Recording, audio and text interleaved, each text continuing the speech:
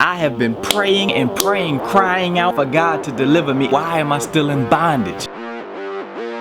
Pastors, deacons, teachers, evangelists, spirit-filled believers are in bondage to drugs, alcohol, sex, pornography, and a number of other addictions. I'm here to give you one simple step on your road to deliverance. It can be a shameful and embarrassing thing to be dealing with an addiction that you've been praying to God for years of your life to be delivered from, and to feel like you've got no answers. I myself was addicted to sex and pornography for probably more than half of my life. Let me encourage you with this one simple step. Your obedience always precedes your deliverance. If you remember Naaman the Syrian who was suffering with leprosy, he went to Elisha to ask for deliverance, and Elisha gave him steps of obedience that would precede his deliverance. Peter and John met the lame beggar at the gate. The beggar asked him for money. Peter gave him specific directions for him to obey that would precede his deliverance. First he told him to take up his bed, then he told him to walk. Even Jesus, when he forgave the woman caught in adultery, he gave her specific instructions for her to obey. He said, now go and sin no more, or it will be worse for you than before. God told Israel, he said, if my people who are called by my name would first humble themselves, pray, seek my face, then turn from their wicked ways, then I will hear from heaven, I will heal their land, and I will forgive their sins. It was only then that they would be delivered. The Bible tells us, first resist the devil, and then he will flee. Family, there are many of you out there who are crying out to God for deliverance, but yet not taking the first step of obedience. Some of us out there, we claim to be struggling, but the fact is we're not struggling. We're just plain old disobedient. Remember, there are always small steps of disobedience that lead up to your final destination. For example, if I wanted to pick up a bottle of alcohol, first I've made up in my mind that I was going to pick it up. Secondly, I reached out my hand to grab it. Thirdly, I grabbed it, I put it to my mouth, I drank it, and I kept drinking until I got drunk. These are all small decisions that could have been avoided if I would have made the better decision to obey God. We can all be more proactive to resist temptations and to throw off those weights that so easily entangle us. Know what sets you off. You don't have to go to that particular place. You don't have to take that particular route. I don't need a smartphone. There happened to be a point in my lifetime when smartphones didn't even exist and I was just fine. Oh, but I need Google Maps. Don't you learn how to read a map? Are you putting people around you that can hold you accountable? Are you surrounding yourself with the wrong people? We don't have to watch that television show. We don't have to welcome all this evil into our homes for the sake of a few laughs. You don't have to work that job that keeps you away from home, from your wife, and from your family for that amount of time. And if you work that job, you don't have to work that position. Your computer doesn't have to face a wall where nobody else can see it. You don't have to be up at night when everybody's sleeping. Remember, the freaks come out at night, and the devil does too. We should want to make it to heaven by any means necessary. Desire to be a person with no secrets. Some of you out there, you may be in bondage and you may be seeking deliverance. Let me encourage you that you are not a victim. You are an overcomer. You are a conqueror through him who loved you. Start with the power that he's giving you. God has already given you all the power you need within you to deliver you. He's given you his spirit. To him who is able to do exceedingly abundantly above all that we could ask or think, according to the power that is at work within us. We have the power to obey. So let's obey Yahweh. I love you, but Jesus